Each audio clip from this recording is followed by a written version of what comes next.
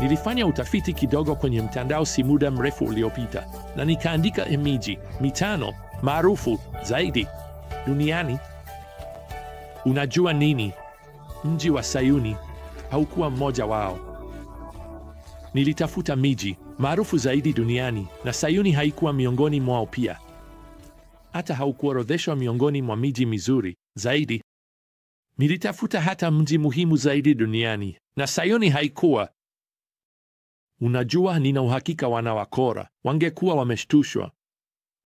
Walijua Sayuni ilikuwa mji muhimu zaidi, mzuri zaidi, na wenye umuhimu mkubwa zaidi katika historia ya binadamu. Kwa kweli ilikuwa muhimu sana, kiasi kwamba waliandika wimbo kuhusu mji huo. Unaitwa Zaburi 48.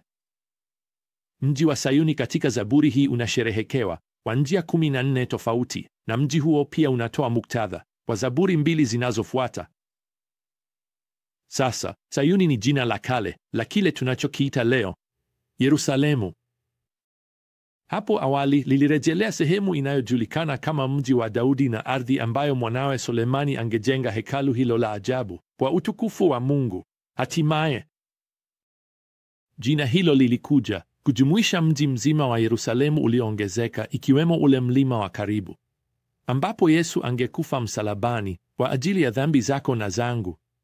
Sasa hebu niwaambie, kila mfuasi wa Yesu anapaswa kujua kidogo zaidi kuhusu historia ya ardhi hii na hakika ufalme wa baadaye ambao siku moja utafanya Sayuni, Yerusalemu, kuwa mji mkuu wake.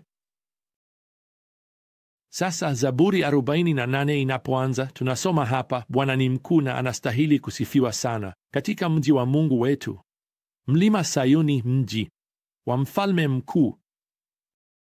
Sasa kutoka kwa mtazamo wa mwandishi wa Zaburi, mji huu wa Sayuni ni wa kifahari sana, na kuta zake nene na kubwa zinazouzunguka kiasi kwamba aya ya 5 inatuambia kuwa maadui wa Israeli wanaiona na wanatishwa, wanapaniki na kukimbia mbali nayo. Kwa hivyo wimbo unawasilisha kwamba ingawa Sayuni ina maadui wengi, hatimaye itashinda kila shambulio la adui. Aya ya 8 inatangaza hapa kwamba Sayuni ni mji wa Mungu wetu ambao Mungu atauimarisha milele. Sasa hapa tena katika aya ya 2 kuna usemi wa kuvutia unaotumika kuelezea uzuri wa Sayuni. Yerusalemu inaonyeshwa kama kitovu, chanzo kikuu cha furaha na uzuri. Kisha tunasoma kifungu hiki katika pande za kaskazini ni mji wa mfalme mkuu, au tafsiri zingine zinasema katika kaskazini ya mbali. Sasa pande za kaskazini zinamaanisha nini? Hii inahusu nini kuhusu Yerusalemu na kaskazini ya mbali? Sawa, ukisafiri kurudi kwenye ulimwengu wa kale utagundua hadithi iliyokuwa ikiamini kwamba kaskazini ya mbali ilikuwa makao ya miungu. Hii ilikuwa Olympus ya ustaarabu wa baadaye wa Kigiriki. Kaskazini ya mbali imekuwa kiti hiki cha ajabu cha nguvu za kimungu. Isaya anatumia usemi huu anaporekodi kwamba Shetani alitaka kupanda pande za kaskazini, Isaya 14 aya ya 13, na kuchukua kiti cha enzi cha Mungu Muumba. Sasa hii haimaanishi kwamba Isaya anaamini kuna miungu mingine, na haimaanishi kwamba mwandishi wa Zaburi hapa anaamini miungu mingine ilikuwepo pia anapofafanua Yerusalemu kwa njia hii. Kile mwandishi wa Zaburi anachosema kwa kweli ni hiki: yeyote anayeshambulia Yerusalemu ni kama anashambulia kiti cha nguvu za kimungu, kiti cha enzi chenye nguvu, kiti cha enzi kikuu, kwa kweli kiti cha enzi pekee cha Mungu wa kweli na aliye hai kiko huko kaskazini. Tena angalia tu mlima Sayuni au Yerusalemu. Mstari wa 2 unasema ni furaha ya dunia yote kwenye pande za kaskazini, mji wa mfalme mkuu. Linganisheni hii na watu wenye nguvu duniani. Mwandishi wa Zaburi anawaandika katika Zaburi yake inayofuata, Zaburi ya 49 hapa kwenye mstari wa 11, ingawa waliita ardhi kwa majina yao wenyewe, basi hakuna hata moja ya hayo litakalobaki. Hiyo ni desturi ya kawaida. Kisha angalia vitu ambavyo watu hujenga na kisha kuvipa majina yao. Baadhi ya hivyo vitu ni vya ajabu. Wanaita kampuni zao kwa majina yao, wanaita miji na miji mikuu kwa jina la ukoo wao, wanapewa majina yao. Mwandishi wa Zaburi anasema, ndiyo, watu hufanya hivyo, lakini ni kwa muda tu. Hata hivyo, Sayuni ni ardhi ambayo itadumu milele. Sasa wasomi wa Agano la Kale wanaamini kwamba Zaburi 48 ilikuwa sehemu ya tukio la ibada au sherehe, na hakika inasikika hivyo hapa katika mstari wa 12, ambapo watu wa Kiyahudi wanaamriwa, tembeeni kuzunguka Sayuni, zungukeni, hesabuni minara yake, zingatieni vizuri ngome zake, pitieni ngome zake. Na kwa nini wanaambiwa kutembea kuzunguka mji? Mwandishi wa Zaburi anasema, ili muweze kuambia kizazi kijacho kwamba huyu ni Mungu, atatuongoza milele. Tazama, mji wa Sayuni umeunganishwa sana na mpango wa Mungu kiasi kwamba mji na Bwana wanachukuliwa kuwa wameunganishwa, ni kitu kimoja kwa njia ya kipekee. Wacha niseme hivi, machoni pa Mungu, Sayuni ni mji muhimu zaidi duniani. Kwa nini? Kwa sababu Sayuni inawakilisha ahadi za Mungu, mapenzi ya Mungu, nguvu za kiti cha enzi cha Mungu, na wacha nikuambie, hakuna kitu au mtu yeyote atakayemwondoa au kuvuruga mpango wake kwa Sayuni au kiti chake cha enzi. Kwa hivyo, kutokana na hili, ukweli huu, tunapaswa kusikiliza maagizo yake kwa makini. Kwa kweli, hayo ndiyo maagizo ambayo Zaburi 49 inaanza nayo. Sasa inasema, sikieni haya enyi watu wote, sikilizeni enyi wakaaji wote wa dunia. Hii ni amri ya kimataifa ya kumsikiliza Mungu, lakini pia inakuja na ahadi ya kimataifa. Mwandishi wa Zaburi anasema hapa katika mstari wa 15, Mungu atanikomboa nafsi yangu kutoka kwa nguvu za Sheoli, kwa maana atanipokea.